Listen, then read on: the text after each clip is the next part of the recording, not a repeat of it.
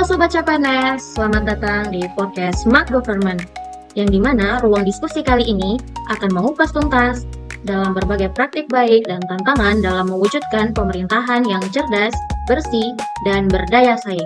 Pada episode kali ini, kami akan membahas topik yang sangat menarik, yaitu bertemakan Good Practice vs Bad Practice dalam mewujudkan Smart Government. Di tengah semangatnya transformasi digital, tidak bisa dipungkiri, masih ada perbedaan cara kerja, budaya, pemahaman dalam menerapkan tata kelola pemerintahan yang baik. Di podcast kali ini, kita akan menggali good practice bisa menjadi teladan, sedangkan bad practice bisa menjadi pelajaran penting yang dimana birokrasi kita semakin adaptif, akuntabel, dan berorientasi pada pelayanan. Baiklah Sobat CPNS, sebelum kita kupas tuntas, Smart Government kali ini, alangkah lebih baiknya kita berkenalan terlebih dahulu. Seperti pepatah mengatakan, kenal maka tak sayang. Baiklah, kenalkan, nama saya Eviani Pasaribu, merupakan host di podcast kali ini, dan di sini juga sudah hadir kedua rekan diskusi kita. Baiklah, kakak-kakak sekalian, boleh dong diperkenalkan dirinya? Halo teman-teman, perkenalkan nama saya Grace Angela Lumbandaol, saya dari PM Pelalawan. Terima kasih. Hai, saya Julinda Mereserait, saya dari Pengadilan Negeri Rengat. Terima kasih. Baiklah, terima kasih buat kakak-kakak sekalian buat perkenalan kali ini. Perkenalan kali ini bisa menciptakan nilai-nilai harmonis dalam kehidupan kita. Yuk, mari kita ke pembahasannya. Di sini, pada tema kali ini, kan kita tuh membahas tentang good practice vs bad practice dalam mewujudkan smart government. Nah, pada kali ini saya mau nanya nih Kak, menurut kakak-kakak sekalian, apa sih contoh dari good practice dalam mewujudkan smart government itu? Kalau dari Kak Grace, kira-kira apa ya Kak? Terima kasih Kak buat pertanyaannya. Jadi saya di sini akan memberikan 3 contoh good practice. Yang pertama itu, ini saya ambil dari langsung instansi saya bekerja. Yang pertama itu Kak, ada penggunaan absensi SIKEP atau presensi online. Seperti yang kita ketahui, bahwa sekarang itu penggunaan absensi kita itu udah nggak pakai finger lagi nih, udah diwajibkan menggunakan SIKEP atau absen berfoto wajah langsung melalui handphone. Jadi kita absen itu harus sesuai sama titik koordinator kantornya yang sudah ditentukan. Jadi penerapan absensi online ini dengan sistem merit tidak bisa titip absen lagi teman-teman, jadi langsung sinkron ke database dari pusat.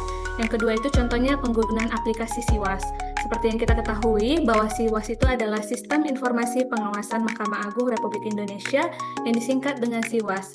Aplikasi ini adalah aplikasi pengaduan yang disediakan oleh Badan Pengawas Mahkamah Agung. SIWAS ini ditunjuk untuk Anda yang memiliki informasi atau ingin melaporkan suatu perbuatan berindikasi pelanggaran yang terjadi di lingkungan Mahkamah Agung Republik Indonesia atau peradilan di bawahnya, baik itu berupa pelanggaran hukum atau pelanggaran administrasi. Yang ketiga ada pelayanan terpadu satu pintu atau PTSP. Jadi PTSP ini adalah pelayanan yang diberikan secara terintegrasi dalam satu kesatuan proses, dimulai dari tahap permohonan informasi, pengaduan, pendaftaran perkara, pembayaran, dan pengembalian sisa panjar biaya perkara, sehingga penyerahan atau pengembalian produk pengadilan melalui satu pintu. Di Mahkamah Agung sendiri juga sudah menerapkan bahwa setiap pengadilan harus ada PTSP-nya. Semua layanan yang sudah ada dalam satu ruangan menjadi mempermudah proses pelayanan. Hal ini juga mengurangi adanya kecurangan birokrasi, begitu Kak. Baiklah, terima kasih ya Kak buat pemaparan contoh-contohnya. Menurut kakak-kakak sekalian, apa sih sebenarnya kunci keberhasilan dari penerapan good practice dalam kehidupan sehari-hari? Ataupun di lingkungan kerja maupun dimanapun itu Kak? Karena kan kalau kita untuk menerapkan good practice ini kan harus ada ya kunci-kunci keberhasilannya, kayak triknya juga ya. Makanya dari itu saya ingin tahu sih, kalau dari orang kakak kira-kira apa ya? Saya mau bertanya ke Kak Grace dulu lah. Terima kasih Kak Evi. Menurut saya kalau kata kunci dari good practice itu yang pertama itu kolaborasi tim. Sebagai seorang ASN, kita bekerja dalam satu instansi itu kita dituntut untuk wajib bisa bekerja sama secara personal maupun tim. Jadi sebagai seorang pegawai kita harus kompak dan selalu bekerja sama dalam mengerjakan pekerjaan agar terciptanya hubungan yang harmonis. Dengan adanya hubungan yang harmonis ini, kita dalam mengerjakan suatu pekerjaan itu akan lebih mudah dan lebih ringan. Yang kedua itu Kak, ada inovasi digital.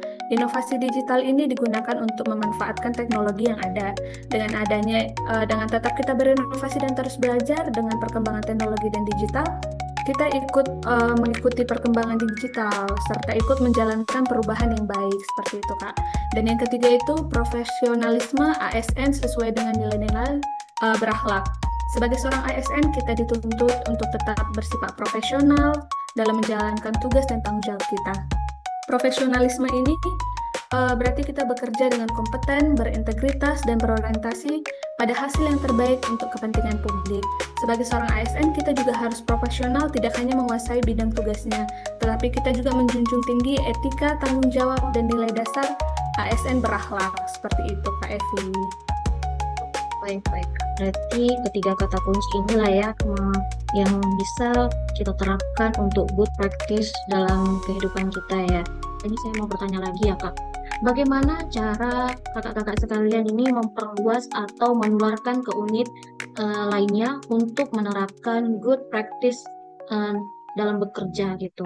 Kalau pertanyaan ini mungkin kan ada juga ya kali tipsnya ya. Kalau dari Kak Grace itu kira-kira apa ya Kak? Terima kasih Kak Evi. Jadi menurut saya cara memperluas atau menularkannya ke unit lain itu dari good practice dulu ya Kak. Menurut saya itu cara memperluasnya itu dengan dilakukannya sharing, di mana kita dapat berbagi pengalaman atau pengetahuan yang kita miliki. Dengan kita berbagi pengetahuan ataupun pengalaman, kita juga turut serta dalam membantu unit lain.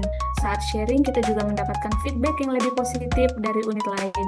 Karena setiap unit personal ataupun unit kerjanya memiliki pengalaman atau pengetahuan yang berbeda. Kita bisa saling mendapatkan sesuatu hal yang baru dan yang positif. Selain itu, kita juga bisa branding instansi kita dengan melalui media sosial, seperti yang kita ketahui bahwa kekuatan media sosial itu sangat berpengaruh. Dengan kita mengupload kegiatan atau pengetahuan ataupun pengalaman kita di media sosial, kita memberikan contoh yang bisa ditiru oleh instansi lain dan mendapatkan apresiasi dari penggunaan media sosial. Seperti itu Kak Evi. Baik, terima kasih Kak Grace buat penjelasannya. Bagus Kak, hebat banget nih penjelasan dari kakak-kakak ini. Ini masih yang bagian good practice ya, belum yang bad practice ya. Aku masih penasaran ini, kalau yang bagian bad practice itu ada contoh-contohnya kayaknya ya, tapi saya masih kurang tahu gitu. Tapi maulah saya dengar dari orang kakak-kakak sekalian ini, kira-kira contoh dari bad practice dalam mewujudkan smart government itu apa ya? Kalau dari Kak Jolinda sendiri, contoh bad practice dalam mewujudkan smart government itu apa ya Kak? Nah, baik Kak, kalau dari saya yang pertama itu sama tadi ada juga ya, udah disebutkan sama Kak Grace itu masalah gaptek ya Kak. Di sini kan tidak semua seperti tadi masyarakat dan di kantor ini juga terbentang atau terjarak usia. Kalau misalnya yang sudah mulai lansia gitu kan masih gagap dengan teknologi Kak. Nah, karena hal tersebut itu menyebabkan kan banyak yang tertinggal atau tidak dapat menikmati layanan smart governance itu. Sementara tadi kita sudah dituntut harus bisa gitu ya Kak. Nah, itu menjadi hambatan yang pertama. Nah, yang kedua itu pelayanan publik yang kadang lamban itu kan dan tidak ramah ya Kak. Tapi ini saya ngambilnya dari instansi lain karena kita juga sebagai ASN tapi kita juga pasti mendapatkan layanan gitu ya Kak dari tempat lain. Nah, kadang kan contohnya itu pengurusan berkas kalau misalnya petugasnya tidak hadir tepat waktu, misalnya tidak responsif terhadap masyarakat atau memberikan layanan yang kurang baik gitu ya Kak. Nah, dari situ dampaknya kan masyarakat itu menjadi kecewa, produktivitas juga menurun dan citra instansi tersebut menjadi buruk gitu ya Kak. Dan yang ketiga itu kadang itu birokrasi yang kaku dan lamban ya Kak. Nah, di sini meskipun sudah menggunakan teknologi, nah proses birokrasi itu tetap tidak efisien Kak. Nah, kadang berbelit-belit kan dan lambat. Nah, hal ini bisa terjadi jika teknologi itu tidak didukung oleh perubahan budaya dan sistem manajemen yang memadai gitu Kak. Baik, terima kasih buat Kak Jolinda dan Kak Grace untuk pemaparan contoh-contoh dari bad practice-nya ya. Kira-kira ya Kak, apa sih penyebab terjadinya kegagalan itu sehingga dalam mewujudkan smart government itu menjadi kendala gitu ya? Dari Kak Jolinda apa ya Kak? Oke, terima kasih Kak. Kalau dari saya sendiri dan yang saya lihat ya Kak, apa penyebab kegagalannya itu? Yang pertama karena kurangnya kesadaran ya Kak, dan rasa ingin tahu akan perkembangan khususnya teknologi. Karena seperti di awal, untuk mengubah hal besar itu dimulai dari hal kecil, terutama dari diri sendiri dulu gitu ya Kak. Nah, kalau dari diri sendiri tidak ada kesadaran, tidak ada rasa ingin berubah, itu yang sulit Kak. Nah, yang kedua itu tidak ada evaluasi dan pembelajaran yang berkelanjutan ya Kak. Nah, ini maksudnya gimana? Nah, kadang Kak, setelah adanya sistem atau digitalisasi, nah kalau tidak ada evaluasi rutin untuk memperbaiki apa yang kurang, nah yang tadinya sudah good gitu, itu bisa aja menjadi bad gitu Kak, kalau tidak ada evaluasi. Nah, akibatnya kan yang udah ada itu jadi tidak relevan atau tidak digunakan lagi gitu, kalau tidak dikembangkan terus gitu. Contohnya itu seperti aplikasi pengaduan kita ada ya Kak, aplikasi evaluasi yang dari masyarakat kan. Nah, itu kadang ketika kan saya di PTSP nih, ketika saya mengarahkan mereka untuk mengisi, nah kan itu kan banyak yang harus diisi dan agak kategori ribet ya, apalagi yang seperti saya bilang tadi yang agak gaptek, ini yang mana sih, mana lagi gitu Kak. Itu sih Kak yang penyebab gagalnya kadang. Ya, Kasih, Kak. baik Kak. Terima kasih buat Kak Julinda. Saya mau bertanya juga ini kepada Kak Julinda. Masih pertanyaan yang sama. Apa kira-kira cara alternatif terbaik dari Kakak agar tidak terulang kembali kegagalan dalam mewujudkan smart government itu sendiri? Baik, kalau dari saya yang paling pertama itu ya Kak, kita ubah dulu budaya kerja atau cara kerja itu yang menjadi cara kerja yang inovatif dan adaptif.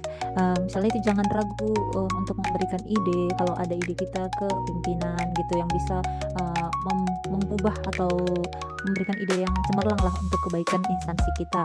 Nah, yang kedua itu kita dengan meningkatkan kapasitas dan literasi digital kita sebagai ASN ya Kak.